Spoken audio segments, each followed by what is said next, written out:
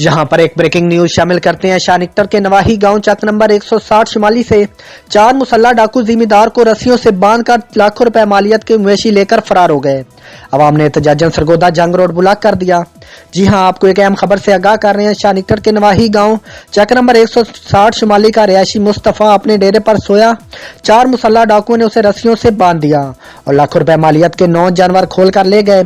अवाम ने डकैती और चोरी की बढ़ती हुई वारदातों से तंग आकर एहतजाजन जामरा अड्डा पर सरगोदा जंग रोड ब्लॉक कर दिया।